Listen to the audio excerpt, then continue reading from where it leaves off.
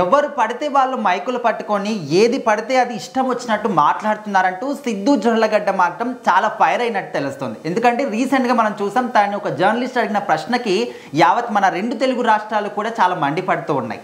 So ఇప్పుడు ఆయన మళ్ళీ ఎందుకు రియాక్ట్ అయ్యారు? సో ఖచ్చితంగా సిద్ధు జొన్నలగడ్డ గారు తెలుసు కదా, సినిమా ప్రమోషన్స్లో అయితే బిజీగా ఉన్నారనమాట. సో దాని ట్రైలర్ లాంచ్ అప్పుడు ఆయనకు ఒక ప్రశ్న అయితే ఎదురైంది. సో దాని గురించి అప్పుడు పెద్దగా స్పందించలేదు, కానీ తర్వాత మళ్ళీ జర్నలిస్టులందరినీ పర్సనల్గా కలిసి వాళ్ళతో ఒక ముఖాముఖి పెట్టుకున్నారనమాట. అక్కడ నుంచి వచ్చిన మాటలు ఏంటంటే, అది ఇంకో జర్నలిస్టులు ఆయన అభిప్రాయాన్ని అయితే బయటకు చెప్పారు. సో జర్నలిస్టులు అందరూ ఇప్పుడు సోషల్ మీడియాలో కూడా ఎవరికి వాళ్ళు ఇండివిజువల్గా ఐడియాలు పెట్టుకుని వాళ్ళు కూడా అంటే లైమ్లైట్లో ఉంటున్నారనమాట. సో వాళ్ళకు కూడా చాలా మంచి రీచ్ వస్తుంది. సో ఏదన్నా కంటెంట్ వాళ్ళ చేతిలో ఉంటే ఖచ్చితంగా అక్కడే సోషల్ మీడియాలో ఆన్ ద స్పాట్ ప్రొవైడ్ చేస్తున్నారు. సో వీడియో వచ్చి చూసుకునేదాకా కాకుండా. సో మరి సిద్ధు జొన్నలగడ్డ గారు మాట్లాడిన మాటల్లో ఇక్కడ ప్రముఖ లేడీ జర్నలిస్ట్ గారు ఒకరు ఆయన ఒక ప్రశ్న అడిగారు, మీరు ఉమనైజరా అని చెప్పి. సో అలా అడుగుతూనే అది గట్టిగా అడగకుండా మళ్ళీ దాని క్వశ్చన్ దాటేసి, మీరు రియల్ లైఫ్లో ఇట్లా ఇద్దరు అమ్మాయిలను ఒకేసారి ప్రేమించారా అంటే ఆవిడకి అడగాలని ఉంది, కానీ అక్కడెక్కడో ఆ క్వశ్చన్ స్కిప్ చేసి మళ్ళీ పక్క వెళ్ళిపోయారు అనమాట. అంటే ఇలాంటి క్వశ్చన్స్ ఎందుకు వస్తున్నాయి? సో ఒక సెలబ్రిటీని హీరోని అడిగేటప్పుడు ఇలాంటి క్వశ్చన్స్ లైవ్లో అడగచ్చా అని చెప్పి చాలామంది అయితే మాట్లాడుతున్నారు.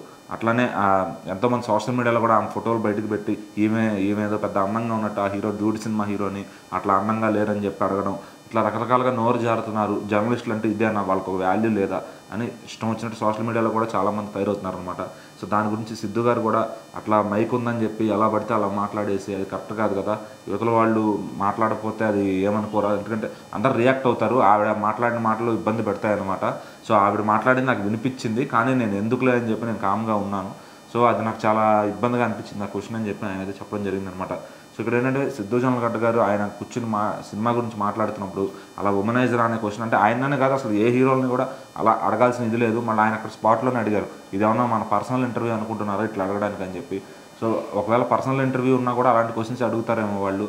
సో మరి సిద్ధు జొన్నలగడ్డ గారిని కూడా ఆవిడ దానికి ఆ క్వశ్చన్ అడగడానికి గంట ముందే పర్సనల్ ఇంటర్వ్యూ కూడా అడిగారంట ఆయన చెప్పడం మాటల్లో. సో ఆవిడకి ఇద్దామనుకున్నాను, మరి దీని తర్వాత ఇంకా ఆమెకి ఇచ్చే ఇంట్రెస్ట్ కూడా పోయినట్టుగా ఆయన చెప్పడం జరిగింది. సో ఏంటంటే జర్నలిస్టులు అనేవాళ్ళు కొంచెం మంచి స్వభావంతో ఉంటే, అందరం అండర్స్టాండింగ్లో ఉండాలి. ఒక ఫీల్డ్లో పనిచేస్తున్నాము, సో మాకు మీరు సపోర్ట్ చేస్తే మేము మీకు సపోర్ట్ ఇవ్వగలుగుతాము. సో అందుకల్లా అందరం ఒక పాత్ మీద వెళ్ళాలి, లేకపోతే ఇబ్బంది అవుతుంది అని చెప్పి సిద్ధు గారు జర్నలిస్టులు అందరం కూర్చోబెట్టుకుని చాలా క్లియర్గా చెప్పడం జరిగిందనమాట. సో మరి తెలుసు కదా, సినిమా అక్టోబర్ 17 తారీఖు అయితే రిలీజ్ అవుతుంది. మరి దీపావళి కానుకగా ఈ సినిమా ఎలా పేలుతుంది, ఏ రేంజ్లో క్రాకర్ అవ్వబోతుంది అని చెప్పి అందరూ మాట్లాడుకుంటున్నారు. సో మరి సిద్ధు జొన్నలగడ్డ గారు అలాగే తెలంగాణ స్లాంగ్ పూర్తిగా వదిలేసినట్టే అనుకోవచ్చు ఈ సినిమాతో. సో చాలా తక్కువగా వేరే డిఫరెంట్ స్లాంగ్లో మాట్లాడుతూ సో దాన్ని కొత్తగా కనిపించడానికి ట్రై చేస్తున్నారు అనమాట.